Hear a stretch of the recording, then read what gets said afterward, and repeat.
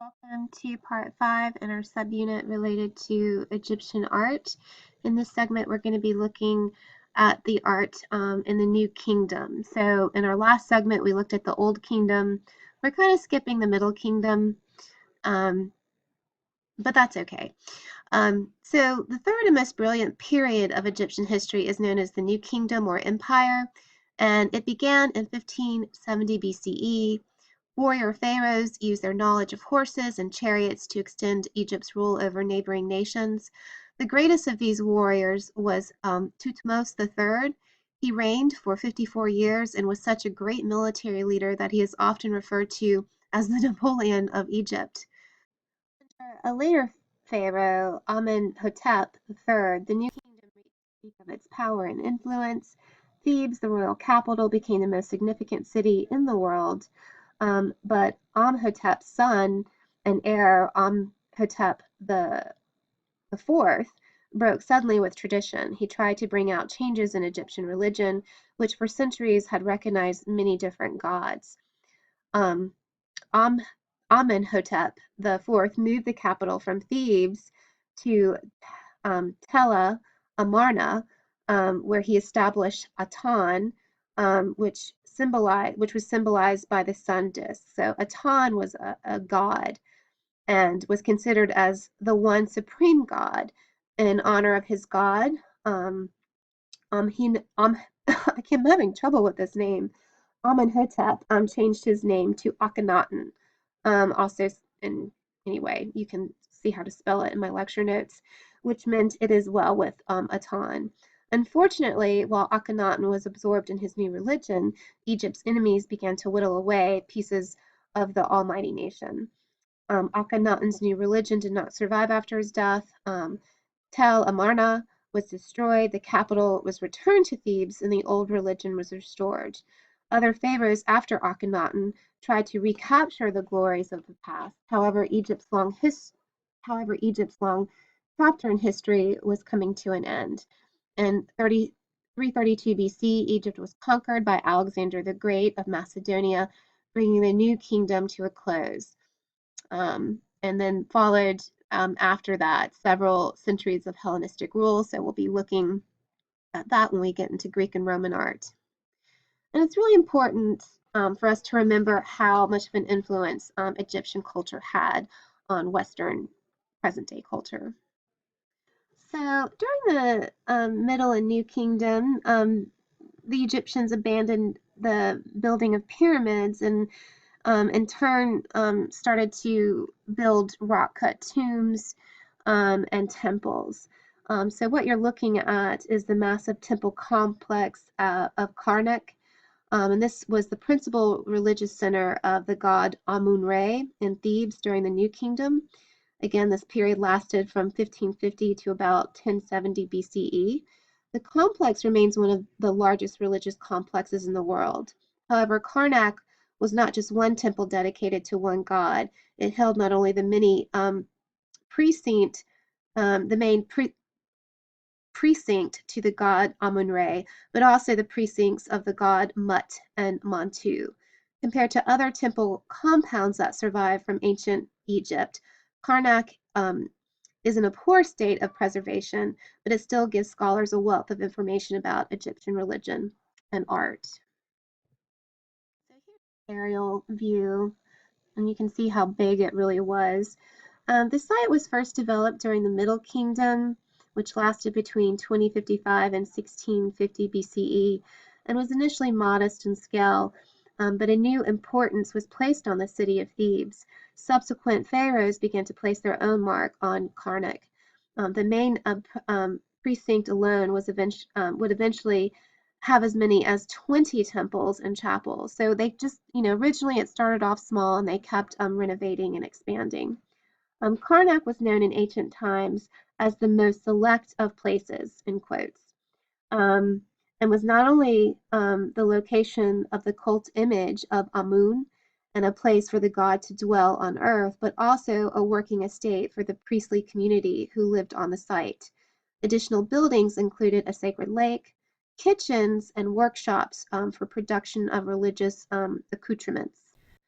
What you're looking at is a reconstruction of the model of the precinct of Amun-Re. It had two axes. So these are sort of points of entry, one that went north and south and the other that extended east and west. The southern axis continues towards the Temple of Luxor and was connected by an avenue of ram-headed sphinx. And so you can see that here. And so their point of entry or access was very direct compared to like the ziggurat complex where we looked at where it had a bent axis. This has more of a direct axis approach. So here's another reconstruction drawing. We're going to learn about some architectural vocabulary.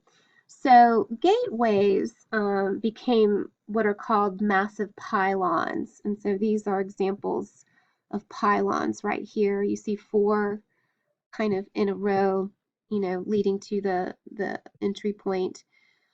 And a pylon was a massive gateway formed by a pair of tapering walls of oblong shape. Let me see if I can go back here. So yeah, here's the pylon. This might be better to look at. And here's some pylons over here. The semi-public courtyard was now surrounded by columns, and so a group of columns became known as a colonnade or a row of columns. And this was referred to as a peristyle court. And what that meant was an open colonnade courtyard, often having a pool and a garden. So peristyle court is an open courtyard, often having a pool and a garden, and then surrounded by columns or a colonnade. Here are the columns or the colonnades that they're referring to. The inside of the temple included an outer hypostyle hall, which was a large interior room characterized by many closely spaced columns that support the roof. This was used as an interior offering hall and sanctuary. So this is where, you can't see it, but this is where the hypo hall would start. Oops. And we'll look at it. It's inside. You can't see it. The design of the structure was symmetrical and axial, and pictures an implied line around which elements, that's what it means. An axis in pictures is an implied line around which elements are composed or arranged. In buildings, a dominant line around which parts of the structure are organized and along which human movement or attention is concentrated. So here we have this really dominant axis, leading you through these sphinxes into these gigantic pylons. This is another approach, another axial approach as well. And that gets you through into the courtyard and then into that colonnade, and then eventually it leads into this grand hypostyle hall. So with this type of axial approach, in the case of the Karnak temple, all the elements are arranged along this dominant center line, creating a processional path from outside straight into the sanctuary. The rooms become smaller and darker and more exclusive as they recede back into the sanctuary where a cult image of the god was located. So the god is located back in here. So as here it's that you can sort of see how the spaces are larger, there's more space in between the pylons. And then as you get closer into the sanctuary and the innermost part of the temple, like the pylons are closer together, and then you get inside and it becomes darker and the light changes, and it was very dramatic, and it was, really well thought out in terms of, entering a sacred space. And that's something else you want to think about. This is a sacred space. So, think about how it's different than the ziggurat, the approach and sort of, again, how worshipers would be led into the structure. Only the pharaoh and priests entered these rooms where the cult statue was located. While the sanctuary was plundered for stone in ancient times, there are still a number of unique architectural features within the vast complex. For example, the tallest obelisk in Egypt stood at Karnak. and was dedicated by the female pharaoh Hatshepsut, who we'll learn about later, who ruled Egypt during the New Kingdom. And it was made of one piece of red granite. It originally had a matching obelisk that was removed by the Roman Emperor Constantine and re-erected in Rome. Another unusual feature was the festival temple of Thutmose III, which had columns, and this is what you're looking at now, that represented tent poles, a feature this pharaoh was no doubt familiar with many war campaigns. Now we're getting into the hypostyle hall, and so you can see, and this is one of the greatest architectural marvels of Karnak. And this was built during the Ramessid period. A hypostyle hall is a space with a roof supported by columns. The hall has 134 massive sandstone columns with the center 12 columns standing about 69 feet tall. Like most of the temple decoration, the halls would have been brightly painted, and some of this paint still exists on the upper portion of the columns and ceiling today. With the center of the hall taller than the space on either side, the Egyptians allowed a feature called a clerestory, and this allowed clerestory lighting. And this is, again, a clerestory is a section of a wall that allowed light and air into an otherwise dark space below. And we'll definitely see this evolve with church architecture later. In fact, the earliest evidence for clerestory lighting comes from Egypt. Not many ancient Egyptians would have had access to this hall, since the further one went into the temple, the more restricted access became. And so here's sort of a reconstruction model of how it would have looked like, and here you can sort of see the taller columns, so it kind of forms, the middle roof is extended higher up. Also, the capitals had distinct features. The ones on the outer were referred to as bud capitals, and the ones in the center look like papyrus leaves, and were referred to as sort of papyrus capitals. And the capital of a column is sort of the very, very top part of the column.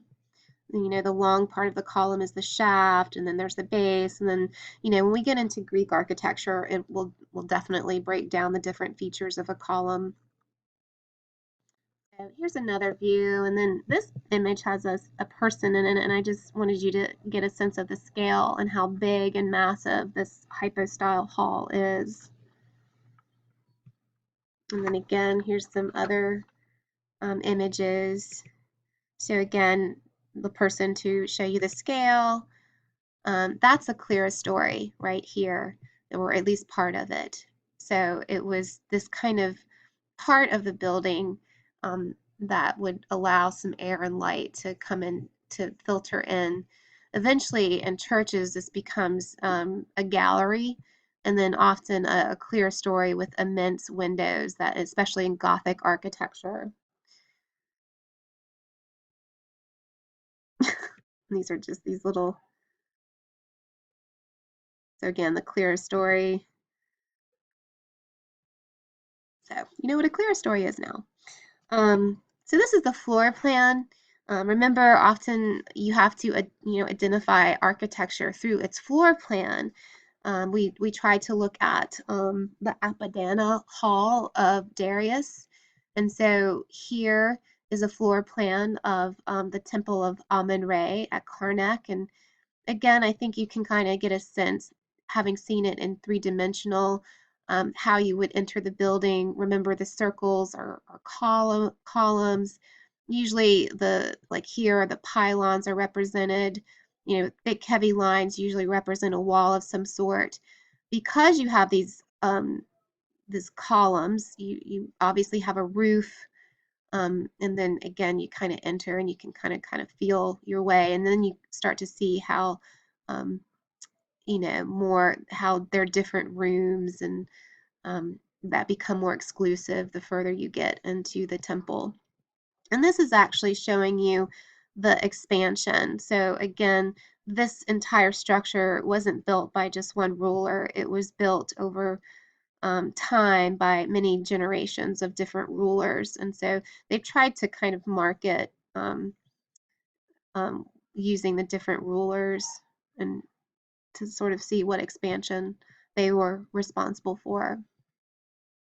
So let's talk a little bit more about temple architecture.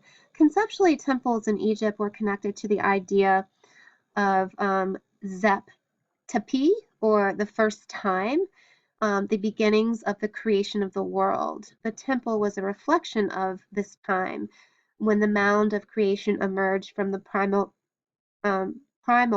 waters. The pylons or gateways in the temple represent the horizon, and as one moves through the temple, the floor rises until it reaches the sanctuary of the god, giving the impression of a rising mound, like that during creation.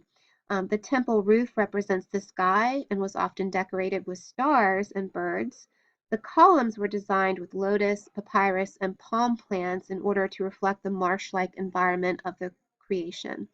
The outer areas of Karnak, which were located near the Nile River, would flood during the annual um, um, inundation, and an intentional effect by the ancient designers, no doubt, in order to enhance the temple's symbolism. Temples were thought of as houses for the gods. So again, a temple is basically a house, and even today, we really lots of our houses use that temple structure. Architects from the New Kingdom enlarged and multiplied architectural elements of the house. So here they've really gone to town and just really kind of doubled everything or tripled everything. So it's more of a mansion for the gods. So we're going to move on and look at another temple. This is a funerary temple of Hatshepsut. Um, so again, at its height, rulers during the New Kingdom undertook extensive building programs along the Nile. Also, Egyptians worshipped a triad of deities. These are Amun, which we saw in our last temple structure, Mut, his wife, and Khoms, their son. And again, I'm probably mispronouncing these, so forgive me. Egyptians began to build elaborate temples to these gods and other gods. The royal patronage of the tomb and temple also glorified the king as well. So here we're getting into this idea and this theme that we discussed with Mesopotamian art in terms of showing power and glory. And again, their investiture, their right to rule from the gods. So a temple plan, these structures were often, a temple was often thought of as a home for the gods, and many early temples took the form of a house, which was a simple rectangle, a flat roofed building, preceded by a courtyard or gate. Builders in the New Kingdom enlarged and multiplied these elements, which we saw um, with the temple at Karnak. The temple of Queen Hatshepsut is a remarkable building that speaks not only of her architectural taste but also of her political ambitions. The temple was an important part of her campaign to be taken um, seriously as a female ruler of Egypt, equal in status to the kings. So she is arguably one of the most impressive women in ancient Egypt. After the death of her husband, Thutmose II, Hatshepsut served as co-regent to her nephew and stepson, the infant Thutmose III, who would eventually become the sixth pharaoh of the 18th dynasty in Egypt. The roughly 22-year reign of Hatshepsut is generally regarded as one of Egypt's most prosperous, and major accomplishments were achieved by this extraordinary pharaoh, including the construction of her mortuary temple, which you see here. So Hatshepsut constructed many monuments and buildings. She also had many statues of herself erected at the sites of these monuments and buildings to impress upon the ancient Egyptian people of her standing as a great leader and pharaoh. Hatshep's temple, or mortuary temple, is her greatest achievement. It took about 15 years to complete. The site was chosen because of its prime location. The ancient Egypts considered this valley to be sacred for its connection to the funerary goddess Hathor. So again, often, especially with religious architecture, the site it's built on often has some sort of sacred event or that has happened on it, and would enhance the sacredness of the architecture. So, like a lot of Egyptian architecture, it has an axis approach, a direct axis. We can see that there's sort of three different levels or terraces, um, and these led up to the temple, um, and a 100-foot causeway that in ancient Egypt times was probably lined with sphinxes. During that time, the first level boasted exotic trees and shrubbery like frankincense from Hatshepsut trading expeditions to the land of Punt. Punt is likely Ethiopia. A colonnade existed with square pillars that were home to many intricate, exquisite reliefs. So it would have been adorned with beautiful relief carvings. Many of these reliefs depicted Hatshepsut on her many trips to Punt. Unfortunately, after her death, they were all destroyed. All the remains of are reliefs depicting Thutmose III and scenes of the ancient Egyptians quarrying and then transporting two large obelisks down the Nile River. So imagine it would have had lots of vegetation and gardens, on these terraces, and it would have probably been very grand and extraordinary looking. Floor plan. Again, often you have to know the floor plan or identify the architecture by their floor plan. And this one, I really think you can get a sense of how exclusive and how the space is purposefully, you go into these sort of entryways, and then you go into this courtyard, which is wide open. You go on a ramp, then you enter the second level, and then you start to get into these different tombs. You see this colonnade, you see the Punt colonnade. And again, these are, the birth colonnade and Punt colonnade, and these have relief carvings, that showed her expeditions and again her power and her good leadership skills. You would go on another ramp, and then you really see here how it gets very complex. And so again, it would be very light and bright, and then as you move through the temple inward, it becomes darker and the space becomes smaller. And then finally to the very part where the cult statue um, would be would be. Here we're looking at some details from the second level terrace. Um, One of the significant aspects of the second level is that it contains one of the first ever recorded pictorial documentations of a trade expedition. Specifically, the relief retells Hatshepsut's high official Panashi's journey to Punt, which lasted from about 1482 to 1479. So that was a big deal in her political career. Um, Here on the second level, there is a shrine for the goddess Hathor. She is often depicted with a woman's face and with cow's ear and holding a musical instrument. Hatshepsut's birth is depicted on this level as well, as we saw. It's sort of it's adjacent to the Punt colonnade. To validate her rule over Egypt even during Thutmose III's ascension into adulthood, she claimed to be the divine daughter of Amun-Ra.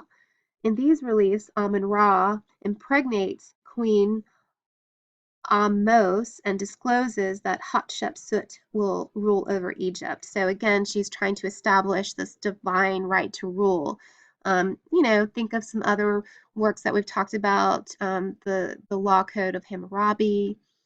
The keeper of the Theban necropolis, Anubis, the god of mummification and afterlife has a septial chapel dedicated to him on the northern end of the colonnade. So there were many different, chapels and temples, dedicated to different gods and goddesses. Here is another sort of three-dimensional drawing of the funerary temple of Hatshepsut. So worshippers approached from the left, originally over a causeway flanked with sphinxes. So over here, the lower terrace was planted with palm trees and papyrus. and it ends with 2 rows of columns. And here we begin to see visual representations of Hatshepsut's claim to royal power, such as the Punt colonnade and the Birth colonnade. The upper terrace was planted with exotic trees and gardens, and this is where those 2 colonnades would have been. Um, at either end of the upper terrace and of the temple would have been the chapel of Hathor, goddess of the night sky and the Milky Way, and Anubis, the jackal-headed god of death. Both had 16-sided columns, which later became the Greek Doric order. Here we see some columns and paintings from the chapel of Anubis.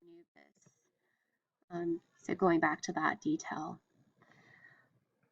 Beyond the upper terrace, worshippers found the mortuary chapel of Hatshepsut and the hall of Ammon, the sun god. Beyond, an open forecourt cut into the cliffside in the inner sanctuary that was accessible only by 2 priests.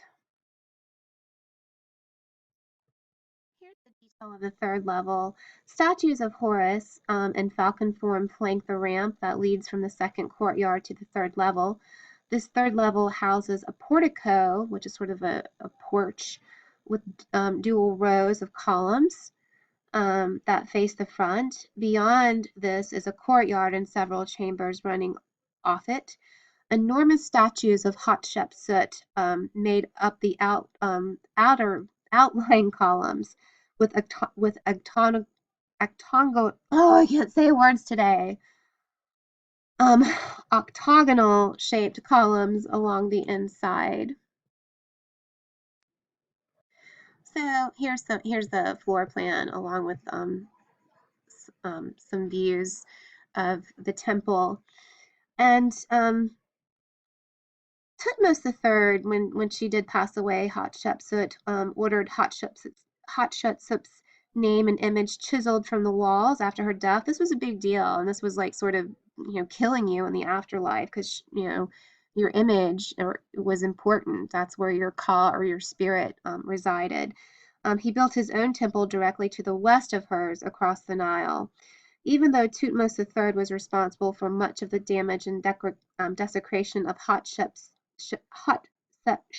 likeness, even more damage was caused by Akhenaten, an 18th century, an 18th dynasty heretic. We'll learn about him, who only allowed images of Aten, the sun god. So now we're going to look at some statues of Hatshepsut. Hatshepsut with offering jars from the upper court of her mortuary temple. And so no artistic formula for a female pharaoh in Egyptian art existed. So she was represented as a male king wearing the traditional kilt, headdress, and false beard.